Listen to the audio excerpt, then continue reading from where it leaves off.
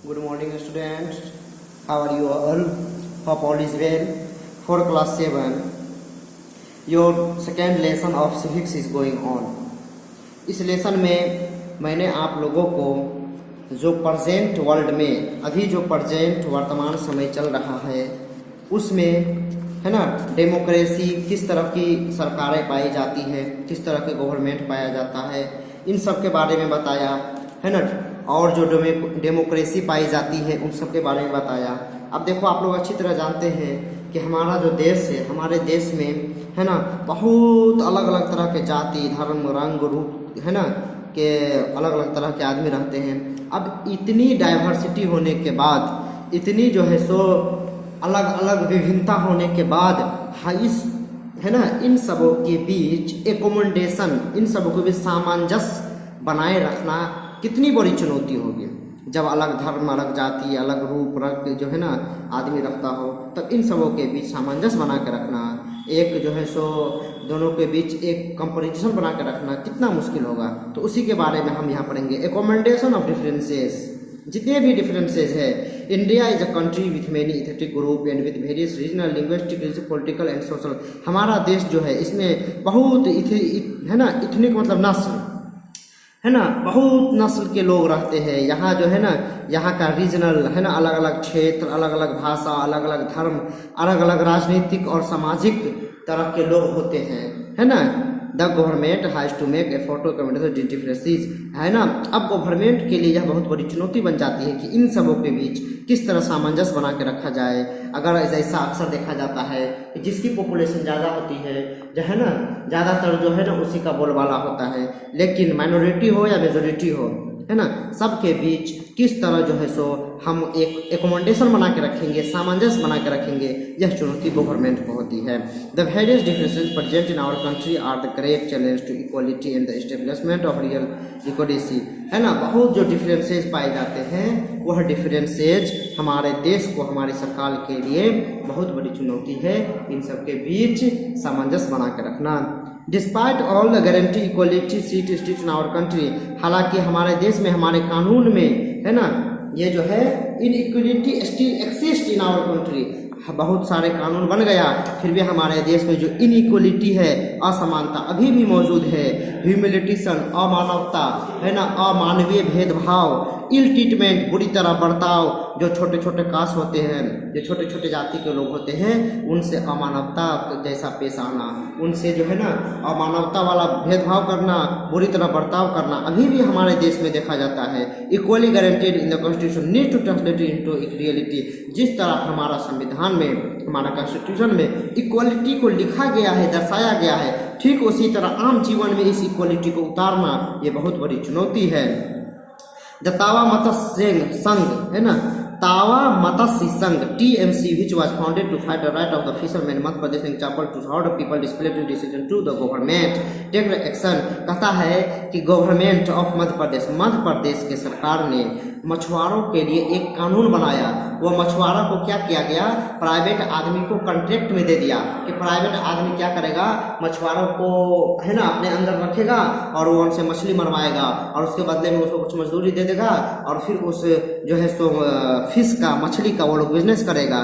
तो इसका वहाँ के किसानों ने, वहाँ के मछुआरों ने इस जो है ना नियम का विरोध किया और वही नाम दिया, एक ग्रुप बनाया, एक यूनियन बनाया जिसका नाम दिया तावा मत्स्य संघ। और उन्होंने क्या किया, गवर्नमेंट के इस जो है सो क्या है एक्शन के खिलाफ, गवर्नमेंट के इस कानून के खिलाफ लड़ाई लड़ा। When the fisherman denied to level between fisherman right to Tawa divorce with the given government private contractor है ना 1994 में सरकार ने ऐसा कानून बनाया कि जो है ना मत्स्य पालन को, मत्स्य प्रजनन को प्राइवेट कर दिया, कॉन्ट्रैक्ट में दे दिया। लेकिन वहाँ के फिशरमैन सब एक जगह इकट्ठा होकर इसका विरोध किए। कंस्ट्रक्टिव बियॉन्ड द तावा मत्स्य प्रोटेक्ट बाय द उन्होंने बहुत रैली की है ना, ब्लॉकिंग द रोड को ब्लॉक किया। फाइनली सरकार को यह डिसीजन वापस लेना पड़ा 1996 ईस्वी में।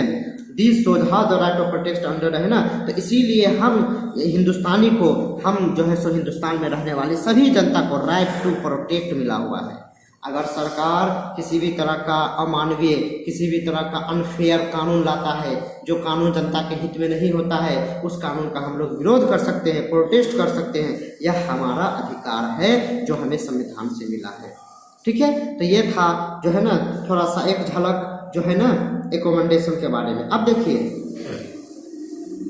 Guarantee to individual dignity. अब देखो इतने बड़ा देश है, इतने जनता रहते हैं, तो अब इसमें सभी लोगों को अलग अलग इज्जत प्रतिष्ठा कैसे मिले।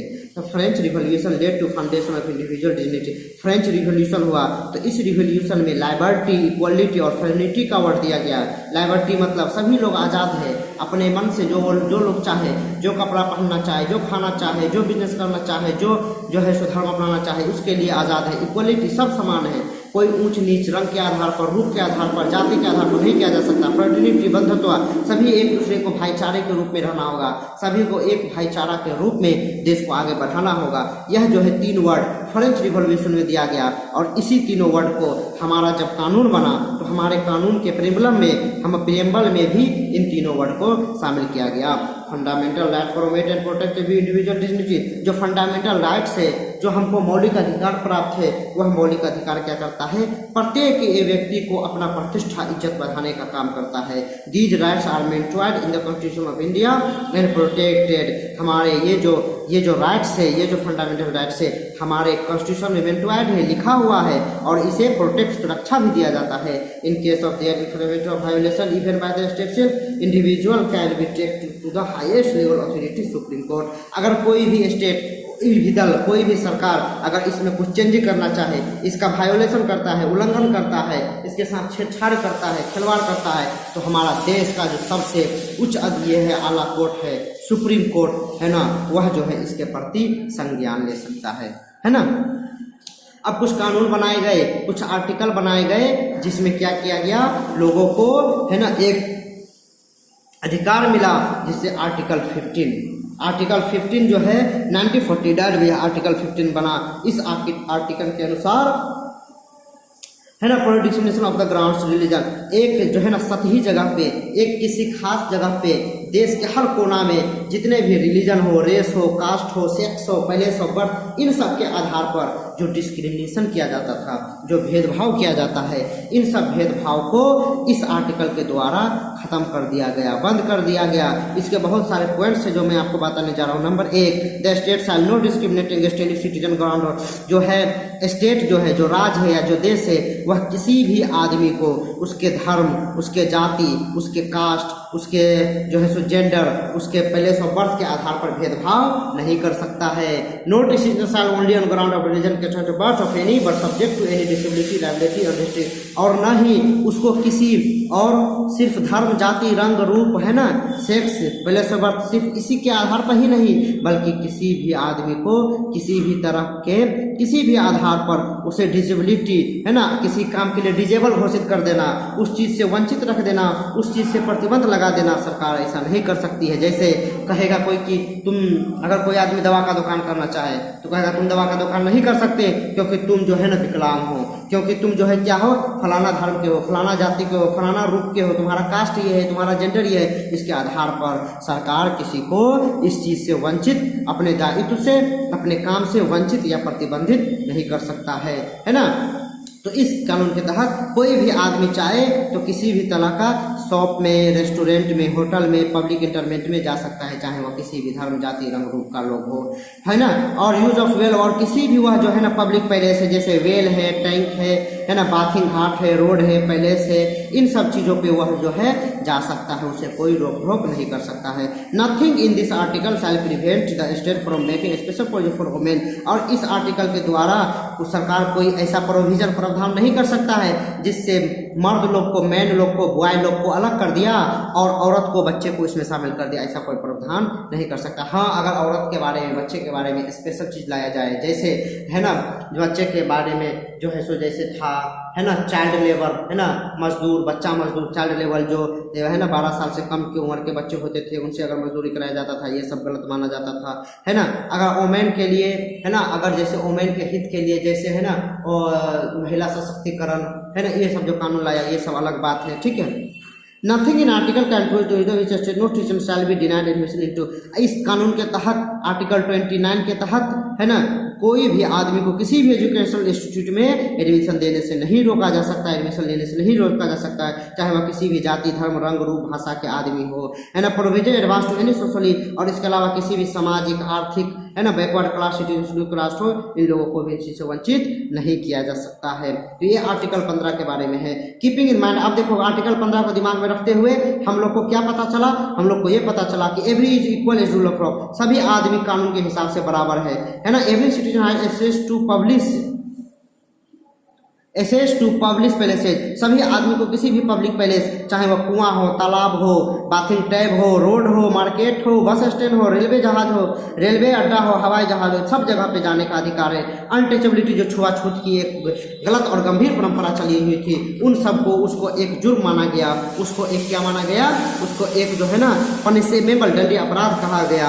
The law and some scheme run by government mental advantage committee to ensure equality in Indian democracy, और जो है जो स्कीम और जो कानून बनाया जाता है वह अगर जो है ना जनता के लिए हानिकारक होता है तो इसे क्या किया जा सकता है, विरोध भी किया जा सकता है। Ramps are made in education institute office it is to ensure that physically challenge, जो आदमी विकलांग है, पैर से विकलांग है, ऑफिस में नहीं चल सकता, उसके लिए रैंप बनाया जाए, जैसे सीढ़ी बनाते हैं ना, ढलाईनुमा सीढ़ी, जिस पर गाड़ी आसानी से चढ़ सके, तो इस तरह का व्यवस्था किया जाए फिजिकली चैलेंज आदमी के लिए, है ना। Mid day meal provide in the government sector, जो है ना गवर्नमेंट स्कूल जो है इनमें छोटे बच्चों के लिए मिड डे मील, मध्याह्न भोजन का योजना किया जाता है ना। यह स्कीम सबसे पहले तमिलनाडु में स्टार्ट हुआ था, मिड डे मील का योजना।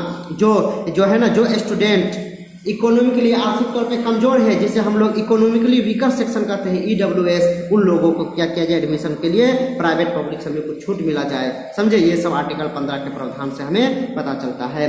कुछ सीट आर्टिकल 15 और हमारे कॉन्स्टिट्यूशन में कुछ सीट जो है OBC हो या SC ST, उनके लिए कुछ सीट जो है ना रिजर्व किया गया है। जैसे गवर्नमेंट ने, है ना, टोटल सीट का 22.5% जो है वह शेड्यूल कास्ट के लिए, 15% जो है ना शेड्यूल ट्राइब के लिए, शेड्यूल ट्राइब के लिए 15%, शेड्यूल SC के लिए 15%, ST के लिए 7%, है ना, OBC के लिए 27%, और जो है ना चिल्ड्रेन और विडो के लिए 5%, है ना, और जो है ना फिजिकली चैलेंज जो होते हैं कैंडिडेट उनके लिए 3%। ये सब सीट जो है ना फिक्स कर दिया। अगर किसी भी सरकार के वैकेंसी में 100 वैकेंसी निकलता है तो 27 गो वैकेंसी OBC का होगा, है ना, 15 गो वैकेंसी SC का होगा, 7.5 गो ST का होगा, है ना, 3% फिजिकली चैलेंज का होगा, 5% जो है ना विडो सब के लिए होगा। इस तरह का जो है ना सीट रिजर्वेशन निकाला गया, है ना, यह कोटा जो है सो ये किया गया। ठीक है, the Bhimrao Ambedkar adapt to Bhimrao Ambedkar ने, बाबा साहेब भीमराव अम्बेडकर ने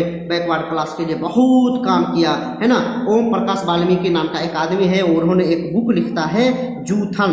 यह बुक में उन्होंने किस तरह एक दलित बच्चा, एक छोटे कास्ट का, छोटे जात का बच्चा किस तरह डेवलप कर करके एक बड़ा आदमी बन जाता है, उस छोटे बच्चे को, उस जो दलित लड़का को किस तरह समाज में बुरी बर्ताव किया जाया, उसको किस तरह बुरी बर्ताव को फेस करना पड़ा, उसे किस तरह जो है ऊंच नीच भेदभाव का भावना फेस करना पड़ा, इन सब के बारे में वह उस किताब में डिटेल से लिखते हैं, जिस किताब का नाम है जूथन। वह किताब ओम प्रकाश वाल्मीकि लिखा है ना। तो ये आपको था आर्टिकल 15 के बारे में, आर्टिकल 29 के बारे में कुछ जानकारी। अब अगले वीडियो में हम बात करेंगे दूसरे देश के डेमोक्रेसी के किस तरह स्ट्रगल किया गया इसके बारे में। अभी के लिए इतना ही। Thank you very much to all of you.